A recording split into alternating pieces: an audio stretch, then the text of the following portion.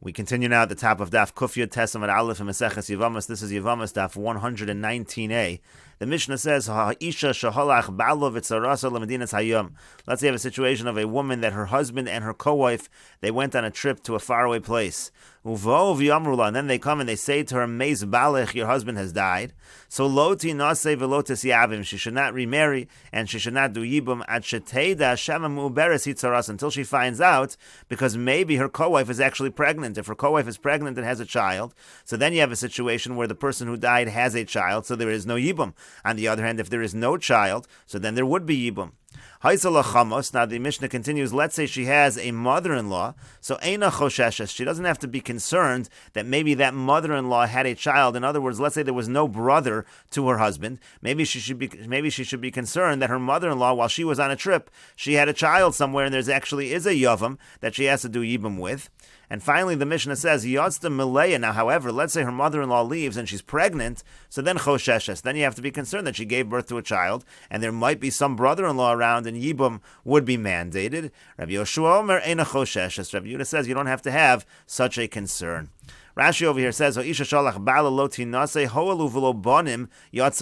idea over here is she can't remarry because the husband left and there were no children, so there might be yibum. In other words, the issue in this Mishnah is you don't know whether it's a circumstance of yibum or not. She can't do yibum either, shema yoldat sarasa, because maybe the co-wife gave birth to a child. If you don't know whether this husband who died had children or not, then you have a real suffix here whether she can remarry or whether she can do yibum.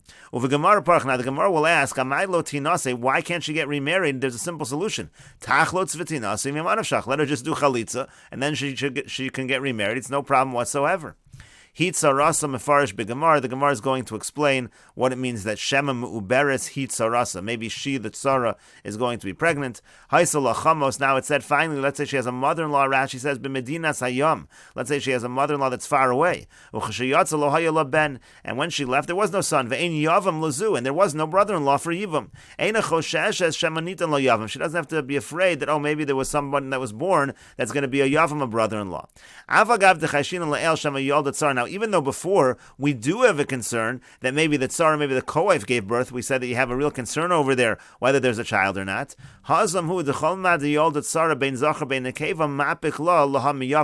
different because there, whether it's a male child or a female child, there's going to be no yibum. But when it comes to the mother-in-law who's traveling, the inami yald, even if she does give birth, it's only going to make a difference if it's a male.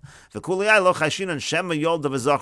suspect that maybe she gave birth, and maybe it's a zachar, that we don't have to be afraid of. Yatzta malay, yatzta chamosa muberes. Again, if she left pregnant, chosheshes shema zachar haisa. So the first opinion is we have to be concerned. Maybe it's a male. Eina chosheshes diikol meimer shema hipila. Because again, you don't have to be concerned according to the second opinion of the Mishnah, because number one, maybe it was a miscarriage. And even if you're going to say that it was not a miscarriage, maybe it was a female.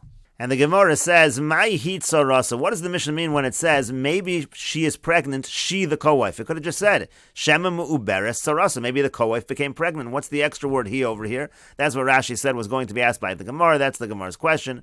And the Gemara answers, "Hakamash malon." No, the Mishnah is teaching us lahot sarahu dechayshinan. It's in terms of this co-wife that we have the concern. Avol tzara achrisi lo chayshinan. We're not concerned that there's some other co-wife that might be pregnant. As Rashi over here explains, L'tzara achrisi, we don't have to be concerned of another co-wife, meaning to say, Imbo Edom she'ein sarasa muberes. Let's say Edom come and they testify that the co-wife is not pregnant. Eina choshesh shemo isha acheres nasa. We don't have to be concerned. Maybe he married some other woman who became pregnant. Umuteres liyavam, and the point is she's still mutter to do yibum. We don't have this concern that there's some other wife somewhere who had a child and there is no yibum. And the Gemara continues at the two dots. Loti nase velotes yavim v'chulu. Again, the Mishnah said in a situation where her husband and her co-wife go to Medinas Hayam, she can't get remarried and she can't do yibum either because we don't know whether this husband had a child. And the Gemara says, Bishlama yivu meilo. I understand why she can't do yibum. The deal miyabra v'kapaga be'eshas achto raisa, because there's a concern again. The co-wife might have become pregnant, had a child, and therefore yibum is not even allowed. It's actually an isser of eshes ach. Elaloti nasi, but it says she's not allowed to get remarried to somebody else. Amai, why not? Halach acha rov nashim. We should follow the majority of women. V'rov nashim misabros v'yoldos, and most women statistically they do get pregnant and they do have children, and therefore we should assume there was a child born and she can marry marry someone else, there's no Yibum. And so the Gemara says, Leimu Rabbi Meir hi dechayish l'miuta. Should we suggest that our Mishnah is Rabbi Meir, who is concerned for the minority chance, again, that this woman did not have any children? Gemara says, no, afilu temer Rabbanan. You could even say our Mishnah follows the Rabbanan. Ki azli Rabbanan basa ruba. When do the Rabbanan say we follow majority? That's ruba de isa kaman. That's in a situation where the majority is standing in front of us. And the Gemara gives examples, could go in Teisha Chanuyos, like let's say you have a situation of 9 stores, the Sanhedrin, or let's say you have the judges of the Sanhedrin. So in those cases, you follow the majority. Rashi over here says, Teisha Chanuyos, the Tanyu v'nimtza halach achar harov. Let's say you find a piece of meat. You can follow the majority in terms of whether it's kosher. The majority of stores are kosher, then you can follow the majority. Or if the Sanhedrin, Yud Beis Mizakin, v'Yud Aleph Mechayvin, let's say you have 12 people who say innocent and 11 who say guilty. That's a situation where you follow Rov. Aval ruba de lesa kaman, but if you have a situation of a rov that's not in front of us, it's just a statistical rov. You say most women in this situation are going to have had a child. So in those situations, lo azli rabbanon basa ruba. In those situations, the rabbanon do not follow rov. They do not follow that kind of majority. But the Gemara continues, Varei katanu katana. But what about the situation when you have a minor that's a boy or a minor that's a girl? Deruba de lesa kamon. That's a situation. Deruba de lesa kamoni. That's a situation of a majority that's not in front of us. It's just statistical. V'azli rabbanon basaruba, and the rabbanon do follow the majority in that case. The Tanyas we learned in a brayso, katanu katana lo cholzin v'lo miyav min divrei Rabbi Meir. Rabbi Meir says a katan and a katana, they don't do chalitza and they don't do yibum. Amru lo Rabbi Meir. So they said to Rabbi Meir, meaning the Rabbanan said to Rabbi Meir, Yofa Amrit, you said correctly, Shein Cholzin, that they don't do chalitza, because ish ksiv b'parsha. Because by the parsha chalitza it says the word ish, it has to be an adult man. Umakshinan ish al ish, and we compare the woman to the man, the woman also has to be an adult. We understand why there's no chalitza by katanim. Elamad ta'amein miyavmin, but what's the reason why there's no yibum by katanim? So Amar Lahem, so Rabbi Meir said back to them, Katan Shemayim Tzasaris, Katana Shematim Tzailanis. The reason is simple. The Katan might eventually, we might find out when he's an adult that he's a Saris, and a Saris is exempt from Yibum. We might find out that the Katana is an Islandess, and an Islandess also, again, people who are sexually underdeveloped, they can't have children, she's going to be exempt from Yibum. V'nimtzu Pogam Be'erva, and therefore, if there's no situation of Yibum over here, so if they're going to do Yibum, that's actually a situation of Arayas, like we said, it's Eishasach. And the Gemara continues, V'Rabbanan, and what do the Rabbanan respond to this argument of Rabbi Meir? Savri, they hold Zil Basa Ruba, you can follow majority. Ruba de Katanim, V'rov Katanim, Lav Sarise Ninhu, most Katanim, meaning most male minors, they're not going to turn out to be Saris. And Zil Basa, Rov Katanos, and you should follow the majority of Katanos, of females who are minors. V'rov Katanos, Lav Islandess Ninhu, and most Katanos are not going to turn out to be Islandess, and so you see very clearly the Rabbanan follow Rov, whether it's a Ruba de Isakamon, whether it's a Ruba, the lesa kamon. And so the Gemara says, you're right, Rabbi Meir. Rather, you're right, you have to go back to our original answer. Our Mishnah must follow Rabbi Meir, who follows the minority, who's concerned about the minority, and that's why in our situation, Rabbi Meir is concerned that maybe the co-wife did not have a child, and there really is an obligation of Yibum over here. But the Gemara continues, B'mayu kim to Rabbi Meir. How could you say that the Mishnah follows Rabbi Meir, who's concerned for the minority? Amos Sefer, you should look at the end of the Mishnah. The end of the Mishnah says, Haisel achamos, let's say she has a mother-in-law who's also traveling overseas. Eina choshesha, she doesn't have to be concerned that that mother-in-law gave birth to a child, and that suddenly there's an obligation of Yibum.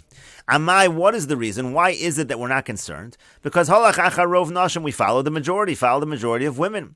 V'rov nashim misabros v'yoldos, the majority of women, they're going to become pregnant and give birth to children. Miot mapilos, and there's a minority that are going to have miscarriages. V'chol hayoldos, and everybody who does give birth, mechza zecharim u'mechza nekevos, half of them are males and half of them are females, and in this case we only have to be concerned with the males. So samoch miut de mapilos l'mechza nekevos, if you add the minority of those who miscarry together with the half that give birth to females, so it comes out that the chances that there's a male child is a minority, and therefore that's apparently the pshat in the Mishnah why we're not concerned. It's only a minority chance. But the problem is v'leichush. But the problem is if you're following Rabbi Meir over here and saying the Mishnah is Rabbi Meir, there should be a concern for the minority. And so the Gemara says, no, Dilma maybe, Kevon de Ichzikul Ashuk, because in this case, she already has a presumption that there's no Yibum. There's a Chazaka that she can marry anyone. So therefore, Lo Chayish, so Rabbi Meir is not going to be concerned with a minority in a situation where there's a Chazaka. But the Gemara says, what are you talking about? Reisha also, even in the Reisha also there's a chazaka. The ichzik liyibum to yavim. There's a chazaka that there should be yibum. And so therefore she should do yibum. In other words, in the Reisha, what was the concern? The issue is that maybe there's going to be a child and there's going to be no yibum. That's also standing in the face of a chazaka. And yet we're saying we are concerned with the minority chance that there might have been a child and that there's no obligation of yibum. And so the Gemara answers, Amar Rav Nachman, Amar Rabba bar Avua. Rav Nachman says in the name of Rabba bar Avua, Reisha, in the Reisha, the Isser Kares. There you're talking about a situation of an Isser Kares, meaning if she's going to do Yibum and really there is no Yibum, so that's an Isser Kares of Eshasach. So there, Chashishu, so there we really do have a concern that maybe there's no Yibum, maybe a child was born to this person who died, and maybe there's no Yibum. We do concern ourselves with that minority. But Seifa, but at the end of the Mishnah, what are we talking about? We're talking about the Isser Lav. We're just talking about an Isser Lav, meaning to say, if she goes ahead and gets married Lashuk, and really she should have done Chalitza, so it was just a violation of a Lav, so therefore Lo Chashu, so therefore we're not going to be concerned, and even though there is this minority chance that a Yavam might have been born, but we're not going to be concerned with that, we're going to allow her to marry to the Shuk, like the Chazaka, even according to Rabbi Meir. But the Gemara doesn't like this answer. Amar Rava says, Mechdi, let us see. Hado Raisa, Hado Raisa. In both cases, it's an Isser Do Raisa. If a person's going to do Yibum when they shouldn't do Yibum, or if a person's going to marry Lashuk when they shouldn't marry Lashuk, it's an Isser Do Raisa. Mali Isser Kares, Mali Isser Lav. What's the difference if it's an Isser Kares or an Isser Lav? The rules are the same when there's a suffix in a situation of a Do Raisa. Elam Rava, rather Rava says, and we'll continue with this discussion in the next video, on Daf Kuf Yud Tes Amud Beis.